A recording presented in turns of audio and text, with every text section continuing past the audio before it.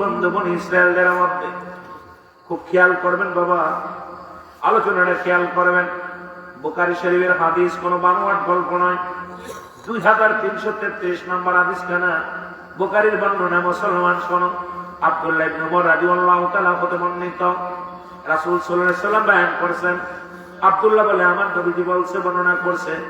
উমরের ছেলে আব্দুল্লাহ, উনি বলেন আমার নবী বর্ণনা করছেন। কি বর্ণনা করছে শোনো, কথাগুলো খেয়াল করবেন। বনি ইসরায়েলের 3 বন্ধু একদিন যাইতেছিল, রাস্তা দিয়ে অতিক্রম করতেছিলেন। এই রাস্তার ধার দিয়ে যায়, হঠাৎ করে বজ্রপাত শুরু হলো, বৃষ্টি শুরু হয়ে গেল, মেঘমালা বয়ে আসলো, চারিদিক থেকে অন্ধকার নেমে আসলো। 3 বন্ধু পায়ের মধ্যে কাঁপতে লাগলো। 3 বন্ধু চিন্তা করে, আল্লাহ আজকে নিস্তার নাই পাবি মানুষ,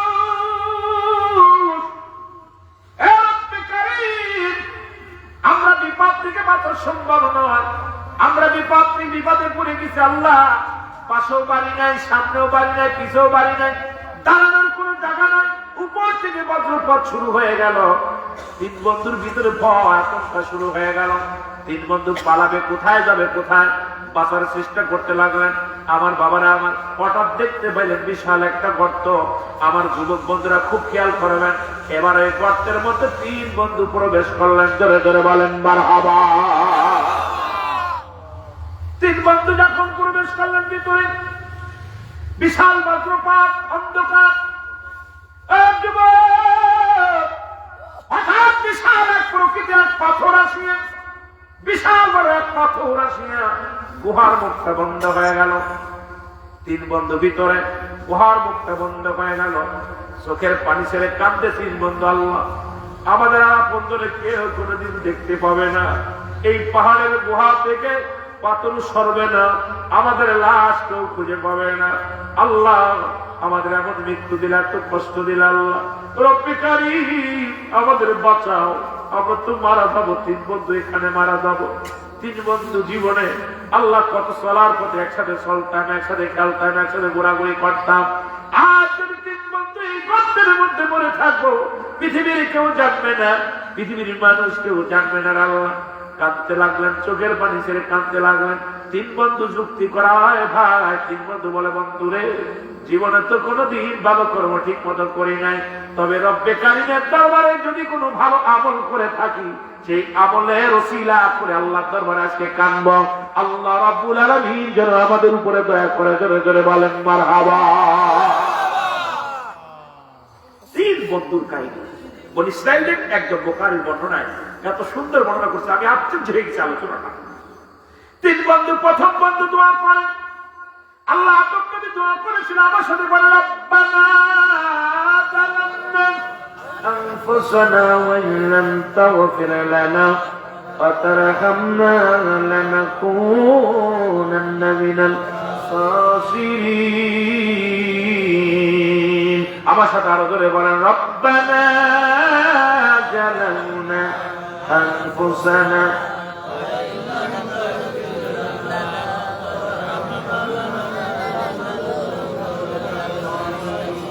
মারহাবা। মারহাবা, এটা সবাই দোয়াটা করেন, মারহাবা, অনেক ভালো লাগলো। আদম নবী বলেন, আল্লাহ আমি জালিমদের অন্তর্ভুক্ত গেছি, আমার তুমি ক্ষমা করে দাও। খুব খেয়াল, দোয়াটার অর্থ কিন্তু তুমি জানতো। আদম বলে, আল্লাহ আমি জালিমদের অন্তর্ভুক্ত গেছি, আমার তুমি ক্ষমা করে দাও। এখন আদমরে যদি কোনো ব্যক্তি জালিম বলে, তার ঈমান থাকবে না, চলে যাবে। দোয়া করে, আল্লাহ ইউনূস আলাইহিস সালাম রে তো তুমি বিপদে ফেলেছিলেন, আল্লাহ উনিও দোয়া করেছিল, বলেন লা ইলাহা ইল্লা আনতা সুবহানাকা ইন্নী কুনতু মিনাজ জালিমিন। মারহাবা বলেন, মারহাবা। এই যে আলোচনায় আসলে অনেক কিছু শেখা যায়, বোঝা যায়। বন্ধুগণ আমার, গভীর মনোযোগ। 3 বন্ধু, প্রথম বন্ধু দোয়া করে, আল্লাহ জীবনে একটা ভালো কর্ম করেছিলাম, তার ওসিলা করে দোয়া চাই। জীবনে আমি আমার মা বাবার না খাই, আমি জীবনে খাই না। ও আমার আল্লাহ, আমি বকরি পালন করতাম, সারাদিন বকরি লালন পালন করেছি, চড়িয়েছি মাঠে, সন্ধ্যা লাগবে বাড়ি ফিরতাম। দুধ দহন করে আগে আমার মারে দিতাম, বাবারে দিতাম। বাবা মারে না খাওয়াইয়া জীবনে আমি নিজেও খাই নাই, আমার বাচ্চাদেরও খাওয়াই নাই। আল্লাহ আমার বিবিরে খাওয়াই না। পৃথিবীর মধ্যে আমার মা বাবার অনেক ভালোবাসতাম। ও যুবক বন্ধুরা শোনো, আমার বন্ধুগণ একটু কান লাগা শোনো। মার পাগলেরা শোনো, বাবার পাগলেরা শোনো। আর নাফরমান সন্তানের তো আল্লাহ কবুল করবে না। পিতামাতার অবাধ্য সন্তানের কোন ফরিয়াদ আল্লাহ কবুল করবে না। এর ডাকতে যুবক ডাকতে বলেন, আবু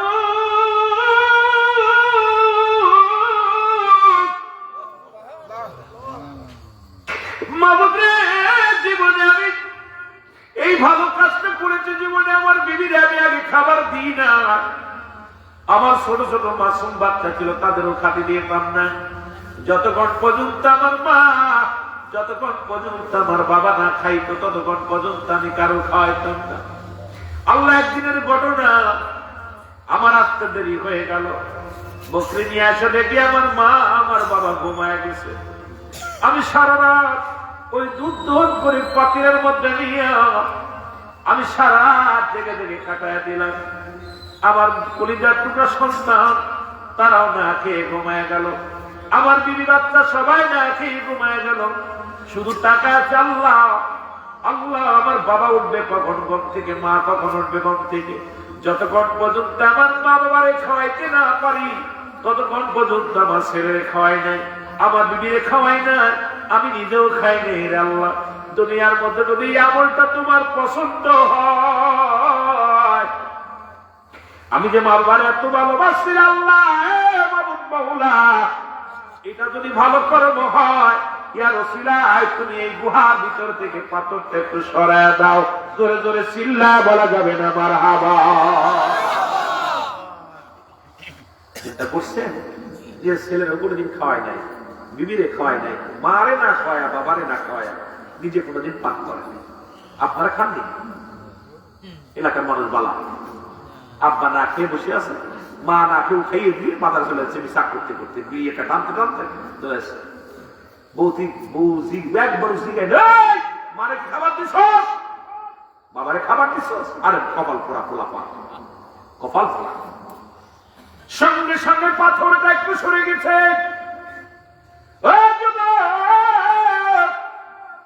সঙ্গে সঙ্গে একটু পাথরটা সরে গেছে। দ্বিতীয় বন্ধু দোয়া করে, রব্বে কারীম, জীবনে তো কত অন্যায় করলাম, একটা ভালো কর্ম করেছি, আর সেটা তুমি আমার দয়া করো। আল্লাহ, আমার স্বাস্থ্য বোন ছিল, অনেক সুন্দরী চেহারা, এত সুন্দর চেহারা, আমি তার উপরে লোভ লালসা এসে দেয়। আল্লাহ, একদিন তাকে বললাম, কুপ্রস্তাব দিলাম, তার জৈবন দেখিয়ে কুপ্রস্তাব দিলাম। তখন আমার ওই বোন বলেছিল, আমি তোমাকে মহারানার তোমার দাবিদার মহারানার দায়িত্ব তোমাকে দেওয়া হয় নাই, সুতরাং আমাকে তুমি নষ্ট করতে পারবা না, তুমি মাওলাকে ভয় পাও। আমার ওই বোন রাজি হলো না। অনেকদিন হয়ে গেল, দুর্ভিক্ষ দেখা দিল, এলাকার মধ্যে অভাব হয়ে গেল, আমার ওই চাচার সম্পত্তি গুলো সব শেষ হয়ে গেল। স্বাস্থ্য বোন আসলো আমার কাছে সাহায্যের জন্য।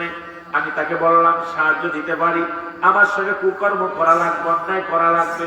বোন রাজি হয়ে গেল। আমি তাকে কিছু সম্পদ দিলাম, খাবার দিলাম। এবার আমার ওই প্রস্তাবে যখন রাজি হয়ে গেল, আমি আমার বোনের কাপড় খুলিয়ে যখন অন্যায় কাজে লিপ্ত হব, এমন সময় আমার বোনটা বলতেছে, ভাইরে, আমি তোমাকে মহারানার দায়িত্ব দিয়ে নাই, আর আমার সতীত্ব তুমি নষ্ট করো না, কারণ তোমার রব্বি কারীমের দরবারে ধরা পড়তে হবে, আল্লাহর দরবারে জবাব দিতে হবে। এ ভাই, তুমি আল্লাহকে ভয় পাও। সঙ্গে সঙ্গে আমি লাফ দিয়ে উঠে গেছিলাম, খোদার কসমে আল্লাহ, সেদিন আমি এত সুযোগ পাওয়া পড়ো, তোমার ভয় আমার অন্তরে জেগেছিল। আমি অন্যায় করি নাই, জিনা করি নাই, ব্যভিচার করি না। আল্লাহ, এই কাজটা যদি ভালো করে থাকি, তাহলে তুমি আমার দয়া করে এই পাহাড় থেকে, গুহার মুখ থেকে একটু পাথরটা সরায় দাও। সঙ্গে সঙ্গে রব্বে কারীম পাথরটা অনেকখানি সরায় দিতে, ধরে বলা যাবে না মারহাবা। যুবকরাই নেই, তার ওয়াজ করবো, এলাকায় যুবকও নাই, বৃদ্ধও নাই, সব শেষ। তৃতীয় নাম্বার ব্যক্তি দোয়া করে, রব্বে কারীম,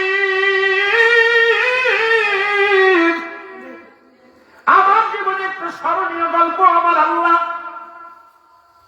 আমি ব্যবসা করতাম, ধান চালের ব্যবসা করতাম। আল্লাহ একজন শ্রমিক পারিশ্রমিক নিয়ে আমার সাথে গাঞ্জাম করে, পারিশ্রমিক নিয়ে আমি চলে গেল। আমি ওই পারিশ্রমিক নিয়ে কি করলাম, আমি কিছু ছাগল কিনলাম, কিছু বকরি কিনলাম, ও মুসলমান দুম্বা কিনলাম। এটা কিনে 2 বছর লালন পালন করলাম। কয় বছর?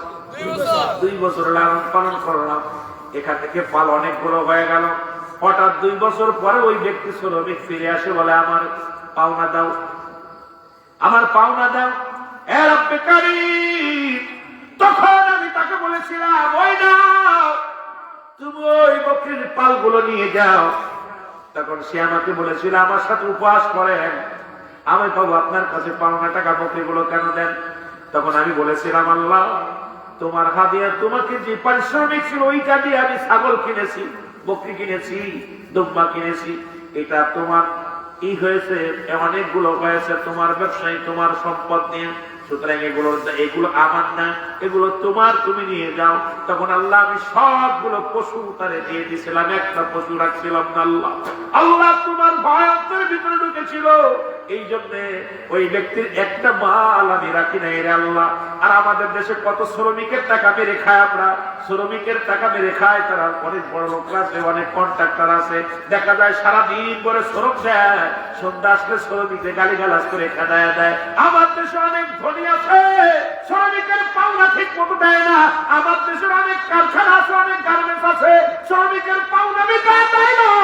আল্লাহ দরবারে কেমনে জবাব পাবি, কেমনে তোরা রক্ষা পাবি? আল্লাহ দিবে হাবিবুল্লাহ, দিন মজুরি মেহনতকারী আমার আল্লাহর বন্ধু। সুতরাং পৃথিবীর মধ্যে যদি আল্লাহর বন্ধু হতে হয়, তাহলে দুনিয়ার মধ্যে দিন মজুরিকে সম্মান করো, তাদেরকে ভালো প্রাপ্য সম্মানটুকু যদি না দিতে পারো, তোমার ধনী সম্পদ সবকিছু রব্বে কারীম বরবাদ করে দিবে। জোরে জোরে বল আল্লাহু আকবার। আল্লাহ সেদিন আমি সবকিছু দিয়ে দিয়েছিলাম, আমার এই বকরির পাল, ছাগলের পাল, দুম্বার পাল আমি তাকে দিয়ে দিয়েছিলাম।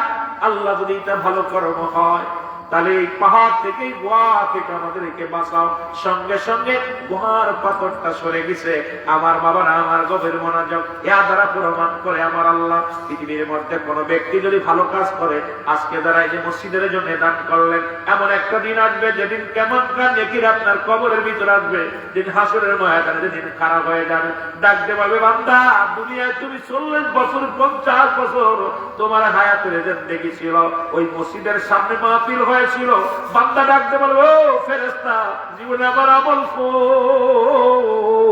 যখন কোন ওই মসজিদের জন্য সাহায্যের জন্য হাত বাড়াইছে, আমি আমার ওই মসজিদের জন্য, আল্লাহর ঘরের জন্য 50,000, 100 টাকা, 10 টাকা, 50 টাকা, আমার সাধ্য যা ছিল সব আমি দান করেছি। ইয়া রাসূলুল্লাহ, আজকে তুমি আমাকে রক্ষা করো আল্লাহ, দান করো বাবা আল্লাহ, যেটা আমি ওই কাজটা ভালো করেছি, এমন তো হতে পারে ওই দান কসিলা বানাইয়া রব্বে কারীম আপনাকে নাজাত